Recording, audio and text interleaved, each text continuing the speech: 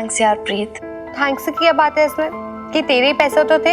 हाँ यार बट मैंने ऐसे अचानक मांग लिए ना, तुझे प्रॉब्लम तो नहीं हुई ना? नहीं नहीं यार, मुझे क्या प्रॉब्लम होती। बॉबी वीर जी के पास है ना, वो तो ओवर एक्साइटेड ही हो गए थे सुन के।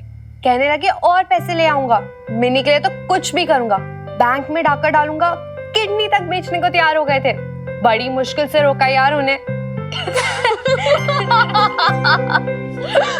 बॉबी ना बॉबी रहेगा, तेरा भी नहीं सुधरने वाला। पागल किडनी में। क्या बात है, दोनों सहेलियां मिली नहीं और ठहाके शुरू। हाय बेब्स। ओए प्रीत, मैंने तुझे कितनी बार बोला है वो सिर्फ मेरी बेब्स है, तेरी नहीं। वो बेब्स है, तेरी भी और मेरी भी, समझी? जो करना है कर ले। बेब्स यार बोलते ऐसे, तुझे बेब्स बुलाने का हक सिर्फ मेरा है। ओफो, तुम दोनों छोटे बच्चे हो जैसे लड़ रहे हो। चलो ठंड पाओ थोड़ी। अरे प्रीत, ये ले, मैं तेरी फेवरेट केसर लस्सी लाई हूँ। मेरे लिए सेकंड क्लास। सच में बेब्स, हम सब आपको बहुत मिस करते हैं, स्पेशली आपकी कुकिंग को। दादाजी तो कहते हैं जब से बबीता गई है, मन मन्नतों वाले मोहल्ले से जैसे खुशबू ही चली गई हो। अरे तो इसमें क्या है प्रीत, कोई बात नहीं, तो जब चीचा इधर आ जाया कर। ठीक ही तो कह रही है मिनी, तू यहाँ पर आते रहा कर प्रीत। और वैसे भी तेरे आने से मिनी कितना खुश हो जाती है। वैसे भी कितने दिनों बाद इसे ऐसे खुल के हंसता हुआ देख रही हूँ मैं। अच्छा चलो, तुम दोनों सहेलियां अच्छे से बातें करो। अरे बेब्स, तू भी बैठना हमारे साथ। अरे नहीं मिनी, मुझे बहुत सारे काम है। और वैसे भी तुम दोनों सहेलियों की सीक्रेट टॉक के बीच में मैं क्या करूंगी। तुम दोनों एंजॉय करो। अरे मिनी, तूने वो फोटोग्राफी का एंट्रेंस एग्जाम दिया था ना, क्या हुआ उसका? अरे हाँ यार, वही तो चेक कर रही हूँ कब से वेबसाइट पे रिजल्ट्स अवेटिंग दिखा रहा है। आ जाएगा, टेंशन मत ले समझी। तब तक तेरी बेब्स की स्पेशल लस्सी पीते। Just hold it। आज का खर्चा केसर और दूध 240 रुपये, 300 रुपये का तेल, सूजी और घी 400 रुपये। हे माता रानी, इतना खर्चा हो गया, मुझे तो पता ही नहीं चला। कुछ नहीं कर पाए हम बबीता के लिए। क्या सोचती होगी ना वो, इतने सालों उसने हमारी सेवा की और हमने उसे ये सिला दिया। तू बता लवली, ये ठीक है क्या? अशोक ना बबीता को तलाक दे रहे। इसी करके बीजी आप बीमार हो गई और डाइवोर्स की बात से आपने इतना गहरा सदमा ले लिया। मुझे ना इतना बुरा लग रहा है लवली।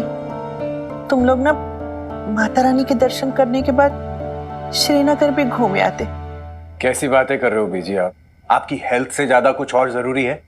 हाँ नहीं तो क्या। और बीजी आप ना बहुत जल्दी चंगे हो जाओ और अगली बार ना हम दोनों आपको अपने साथ लेके चलेंगे दर्शन के लिए, ठीक है? अच्छा चलो वो सब छोड़ो, आपको पता है बीजी कि हमने ना वहां से कितनी शॉपिंग करी है।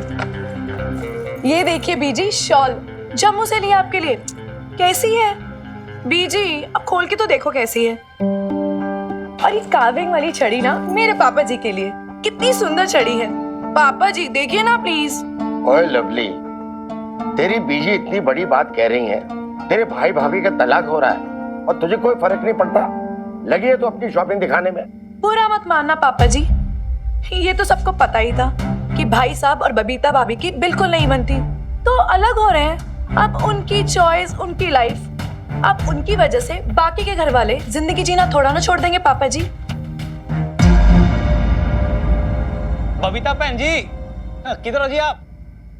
बहन जी नीचे आओ जी, कोई मिलने आया आपसे। जी लाला भाई साहब, 1 मिनट आती हूँ।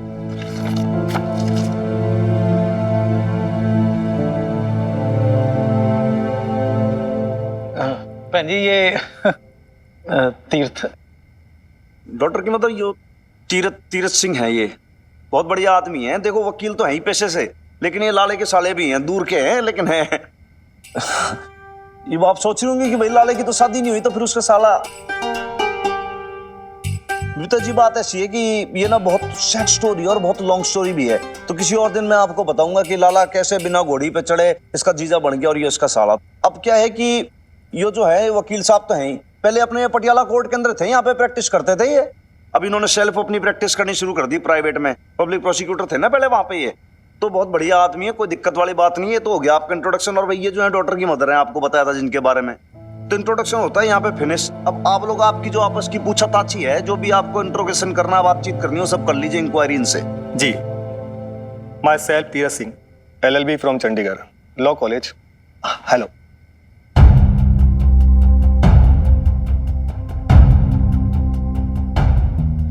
सॉरी, नमस्ते जी।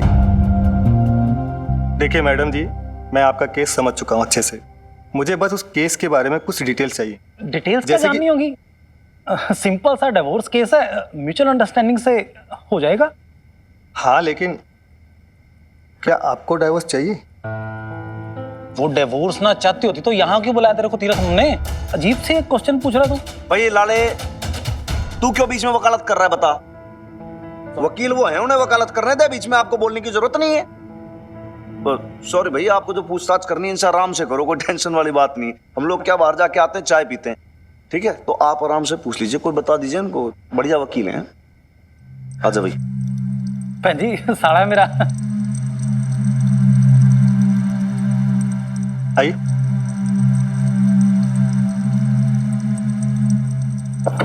बैठे।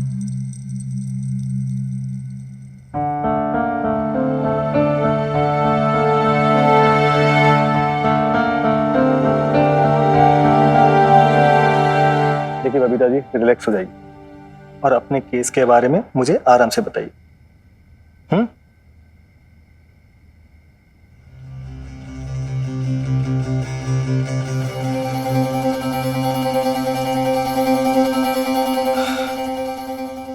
देखिए बबीता जी, अब मैं आपसे कुछ सवाल करूंगा और उन सवालों के जवाब आप देते जाइए। डोंट वरी, वो नॉर्मल से सवाल हैं। केस को बिल्ड करने के लिए वो जरूरी होता है, समझे? तो आप रेडी हैं?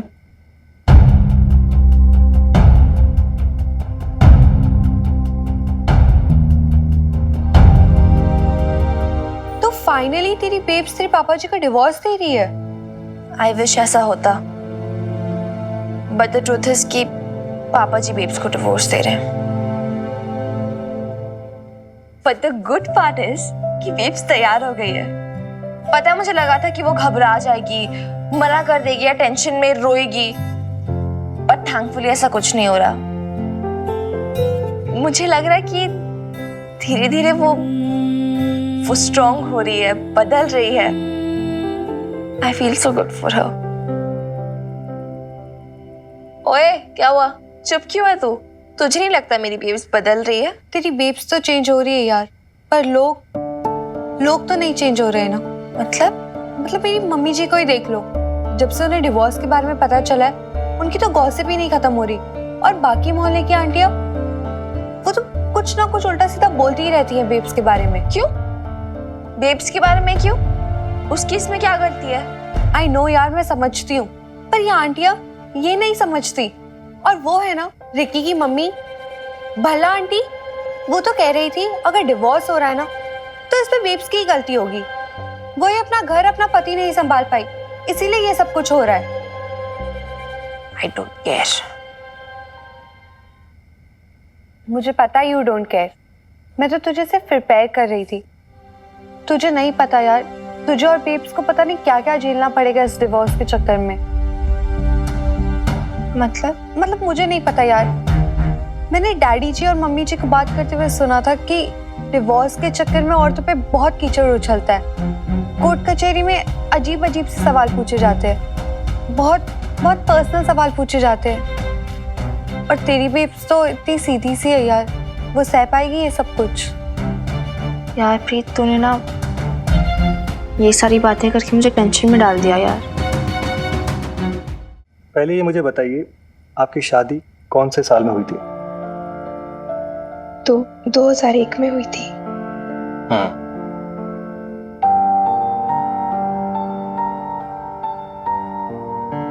शादी होने के बाद आप अपने पति के साथ कितने समय तक साथ में रही? जी बस 1 ही महीना रह पाई थी, उसके बाद वो लंदन चले गए थे। 1 महीना।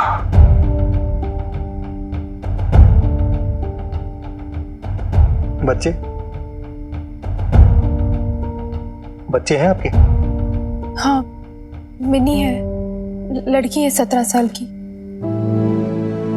भाई तो मैं बुला दूं, ऊपर ही है। नहीं नहीं नहीं नहीं नहीं, मैं उनसे बाद में पूछ लूंगा, फिलहाल आप बैठिए।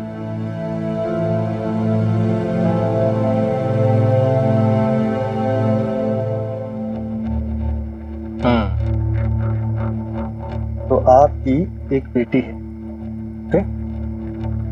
और जैसा कि आपने कहा शादी होने के 1 महीने के बाद आपके पति लंदन चले गए थे, am I right? तो जब आपको बेटी हुई तब आपके पति लंदन गए, ठीक है? इसका मतलब आपके पति के जाने के बाद आप उनकी फैमिली के साथ यानी अपने ससुराल वालों के साथ रहे हैं, ओके? किस तरीके के लोग हैं वो? मतलब आपको परेशान करते थे या आपके साथ अत्याचार करते थे? कैसे कैसे लोग हैं वो?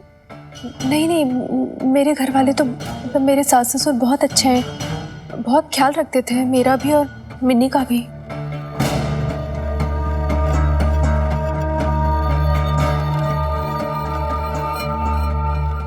आपके दिल में उनके लिए बड़ा प्यार है। जी मैंने बताया ना, वो बहुत अच्छे से रखते थे। मेरे सास ससुर मेरे माँ बाप जैसे हैं।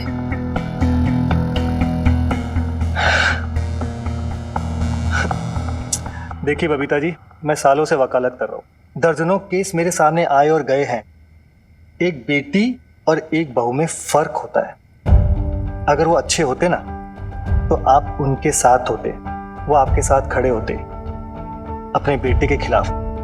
अगर वो अच्छे होते ना तो आप उनके घर में होते, ना कि यहाँ पे डाइवोर्स लॉयर के साथ बैठे होते।